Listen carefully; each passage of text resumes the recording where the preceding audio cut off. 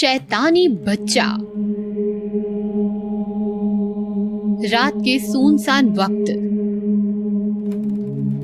रिधिमा और संजीव टहलते टहलते घर से काफी दूर जंगल की तरफ निकल जाते हैं। क्या सोच रही हो रिधिमा? सोच रही हूँ हमारा क्या होगा। रिधिमा, जो हमारे हाथ में नहीं है उसे सोचने से क्या फायदा? क्या मैं कभी माँ नहीं बन सकती? हम दूसरे डॉक्टर के पास जाएं? रिधिमा, 10 डॉक्टर बदल कर देख लिए, अब शहर में कौन सा डॉक्टर बचा है? तभी बच्चे के रोने की आवाज आती है। संजीव, तुमने रोते हुए बच्चे की आवाज सुनी? मुझे तो वो रोता बच्चा दिख रहा है। वो देखो, सड़क किनारे। दोनों बच्चे के पास जाते हैं। बेटा, तुम यहाँ क्यों बैठे हो? तुम्हारा नाम क्या है बेटे? बच्चा जवाब नहीं देता, बस रोता रहता है। रोते रोते अचानक शैतान बन जाता है। नहीं! चिल्लाती हुई रिधिमा बिस्तर पर से उठ जाती है। तेज सांसें चलने लगती हैं। क्या हुआ रिधिमा? बुरा सपना देखा क्या? बहुत बुरा। संजीव, हमने किर्शित को घर लाकर गलती तो नहीं की ना? ऐसा मत सोचो रिधिमा, किर्शित अच्छा बच्चा है। 2 दिन में कितना घुल मिल गया है। बस गूंगा है, बोल नहीं पाता। उसके माता पिता कौन है, कहाँ है? अब किर्शित हमारा बच्चा है। जो इतने प्यारे बच्चे को रास्ते पर छोड़कर चले गए, उनके बारे में हम क्यों सोचें? सो जाओ, कल किर्शित का स्कूल में दाखिला कराना है। सुबह होती है। रिधिमा, किर्शित कहाँ है? तैयार हो रहा है, आता ही होगा। किर्शित हॉल की तरफ आता है। ये लो, आ गया। बेटा, एक शूज की लेस तो खुली छोड़ दिया आपने। रिधिमा शूज की लेस बांधने झुक जाती है। तभी किर्शित रिधिमा की गर्दन को दांतों से काटने लगता है। छोड़ो किर्शित, छोड़ो। किर्शित, छोड़ो। संजीव किर्शित को रिधिमा से अलग करता है। देखो, दांत के निशान तक आ गए हैं। बच्चा है या शैतान? छोड़ दो संजीव, बच्चा ही तो है। अपना बच्चा होता तो ऐसी ही शैतानी करता। तू शैतान है, बच्चा बन के रहेगा। इंसान लाड़ प्यार दिखाएगा, लेकिन हमारा मकसद इंसान की तबाही है, तबाही। तुम्हारा नाम क्या है बेटा? सर, ये गूंगा है। इसके डॉक्यूमेंट्स? सर, ये हमें एक रात रास्ते में रोता हुआ मिला तो हमने इसे गोद ले लिया। प्रोसेस जारी है, डॉक्यूमेंट्स आ जाएंगे। ठीक है, मैं एडमिशन कर देता हूँ। आप डॉक्यूमेंट्स हफ्ते भर में जमा कर दीजिएगा। हरी! प्यून आता है। बच्चे को क्लास लेकर जाओ। प्यून किर्शित को लेकर जाता है। संजीव घर आता है। रिधिमा, कहाँ हो तुम? किर्शित का एडमिशन हो गया। रिधिमा! रिधिमा सीढ़ियों से धीरे धीरे नीचे उतरती है। रिधिमा को देखकर संजीव चौंक जाता है। माय गॉड, ये क्या हुआ तुम्हें? रिधिमा! रिधिमा संजीव के पास आती है और संजीव को काट लेती है। छोड़ किर्शित, छोड़ मुझे, छोड़ मुझे। प्यून भागता हुआ आता है। शैतान काटता है, चल तेरी कंप्लेंट करता हूँ। प्यून किर्शित को लेकर हेडमास्टर के पास जाता है। क्या हुआ हरी? सर, इस बच्चे ने सोहेल को बुरी तरह से काटा। उसकी गर्दन से खून बह रहा है सर। क्या? जाओ तुम सोहन की मलहम पट्टी करो, इससे मैं देखता हूँ। प्यून चला जाता है। किर्शित, मुझे तुमसे यह उम्मीद नहीं थी। मिस्टर संजीव को अभी फोन करता हूँ। प्यून भागता भागता आता है। सर, गजब हो गया। सोहेल सारे बच्चों को काट रहा है। व्हाट? चलो। दोनों भागते भागते आते हैं और देखते हैं कि स्कूल के सारे बच्चे एक दूसरे को काट रहे हैं। सबके दांत और नाखून निकल आए हैं। हाथ पैर पर लंबे लंबे बाल उगाए हैं। माय गॉड, ये क्या हो रहा है? Stop it! I said stop it! तभी एक दांत और नाखून बढ़ी हुई, शरीर पर लंबे बाल बढ़ी हुई टीचर रोते रोते हेडमास्टर के पास आती है। मिस मेहरा, ये सब क्या है? सर, उस सुहेल ने मुझे काटा। रोते रोते टीचर हेडमास्टर के गले पड़ती है और हेडमास्टर को काट लेती है। मिस मेहरा, ये क्या किया आपने? हरी जल्दी आओ। पुलिस, डॉक्टर, सबको फोन करो फौरन, हालात बिगड़ते जा रहे हैं। हरी भागता हुआ निकल जाता है। थोड़ी ही देर में हेडमास्टर हंसने लगता है। उसके भी दांत और नाखून बढ़ने लगते हैं और वो मिस मेहरा को काट देता है। इस प्रकार सारे बच्चे टीचर्स एक दूसरे को काट रहे थे। इधर हरी हेडमास्टर ऑफिस आता है। वहाँ किरशित सर झुकाए खड़ा होता है। ये सब तुम्हारी वजह से हो गया। कौन हो तुम? Hello, police station. किरशित हरी की गर्दन को पकड़ के लंबे दांतों और नाखूनों से हरी को काट रहा है। किरशित पूरा शैतान बन चुका है। भगदड़ मची है। बच्चे, टीचर्स, हेडमास्टर सब एक दूसरे को काट रहे हैं, अजीब आवाजें निकाल रहे हैं, अजीब हरकतें कर रहे हैं। तभी स्कूल कॉरिडोर से हरी के पीठ पर बैठकर किरशित की एंट्री होती है। लंबे दांत, नाखून और बालों से हरी एकदम डरावना दिख रहा है और किसी जानवर की तरह हाथ और पैरों से जमीन पर रेंगता हुआ किरशित को बाहर ला रहा है। किरशित को जानवरों की तरह अजीब आवाज निकालकर सलामी देते हैं और चुपचाप बैठ जाते हैं।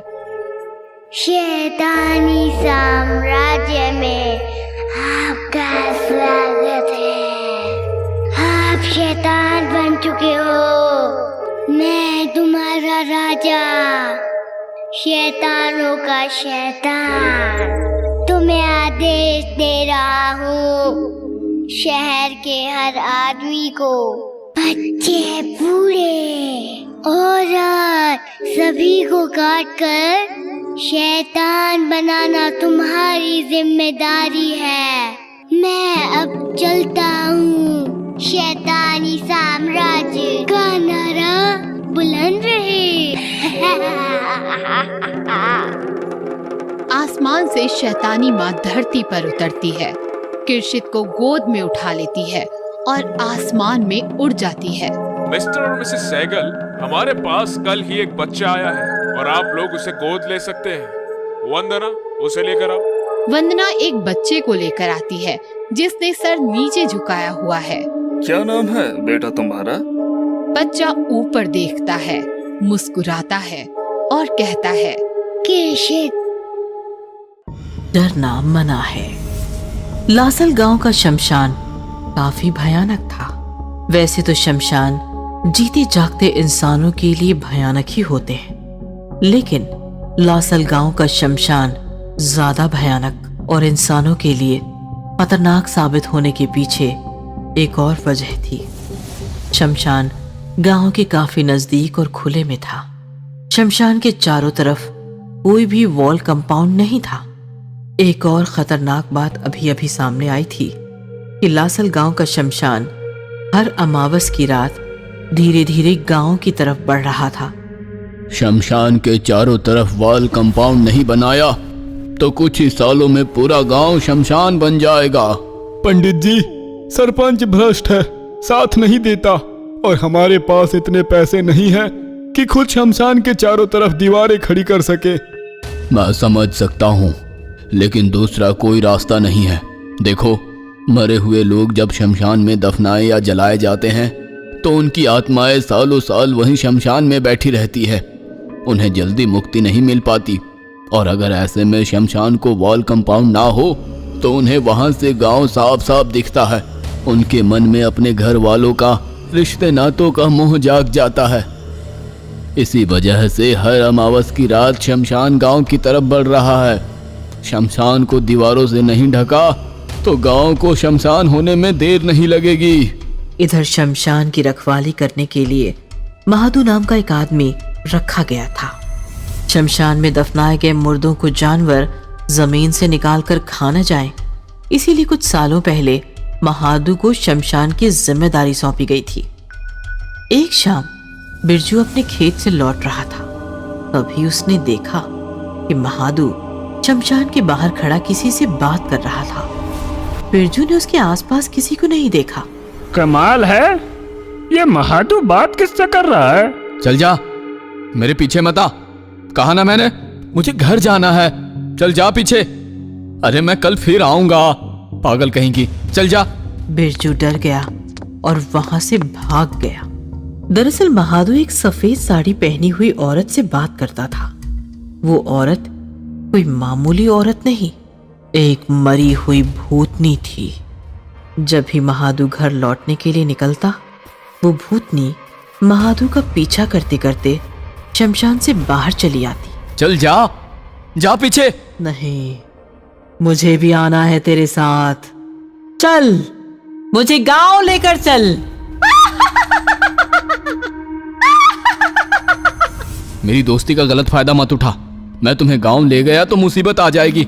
चल भाग। ऐसा कहकर महादू आगे चलने लगा तो भूतनी भी उसके पीछे पीछे गांव की तरफ बढ़ने लगी। ठीक है, आना है तो आ, लेकिन तू गांव की कमान के अंदर पैर नहीं रख सकती। ये याद रख, पंडित जी ने मंत्र रेखा खींची है, वहां भूत प्रेत अंदर नहीं आ सकते। ऐसा कहकर महादू गांव की तरफ निकल पड़ा, लेकिन फिर भी भूतनी ने उसका पीछा नहीं छोड़ा।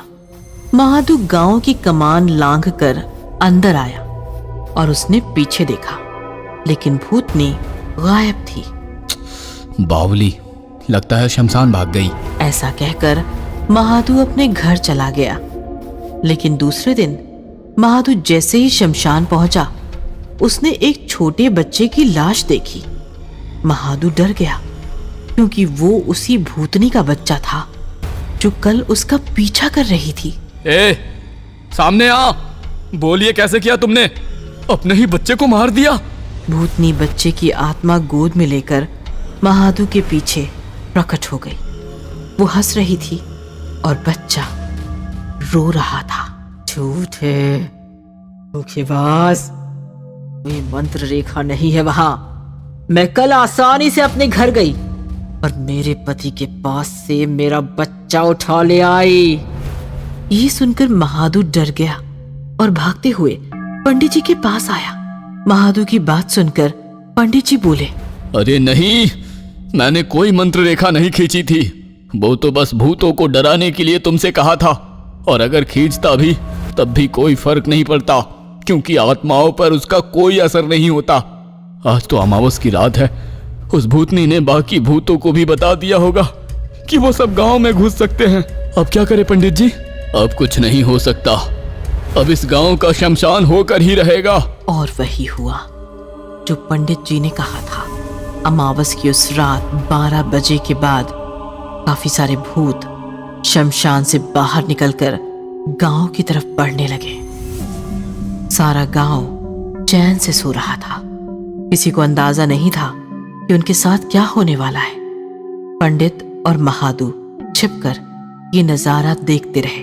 भूत गांव में घुस गए, अपनी अपनी गली पकड़कर अपने अपने घरों की दिशा में फैल गए, और थोड़ी देर बाद ही गांव में हंगामा शुरू हुआ। लोग डर के मारे इधर उधर भागने लगे। बचाओ! बचाओ! भूत अपने घर जाकर अपने सगे संबंधियों से मिल रहे थे। संबंधी भूतों को देखकर डर रहे थे, इधर उधर भाग रहे थे, लेकिन भूत उनका पीछा नहीं छोड़ने वाले थे। चलो बेटा, मेरे साथ शमशान चलो, मेरा वहां मन नहीं लगता, हमेशा तुम्हारी याद सताती रहती है। चलो मेरे साथ शमशान चलो। पापा मुझे छोड़ो, मुझे जीना है, मुझे जीने दो। लेकिन भूत नहीं माने। वो जिनसे प्यार करते थे, जिन रिश्ते नातों का उनको मोह था, उन सबको शमशान से आए हुए भूतों ने उठा लिया और उन्हें उठाकर वो शमशान की तरफ निकल पड़े। पंडित जी, ये क्या था? मैंने पहले ही कहा था, उनका संसार से मोह नहीं छूटा है। अब वो वापस संसार में तो नहीं आ सकते, लेकिन वो अपना संसार शमशान में ले जा सकते हैं, और वो भूत बस वही करने आए थे। अब वो उन संबंधियों को मार देंगे और अपना साथी बना लेंगे। और वही हुआ। भूतों ने सभी जिंदा लोगों को शमशान में ले जाकर मार दिया, और देखते ही देखते मरे हुए संबंधी भी भूत बन गए और शमशान में बिखरे हुए अपने शरीर देखकर चीख चीख कर रो पड़े।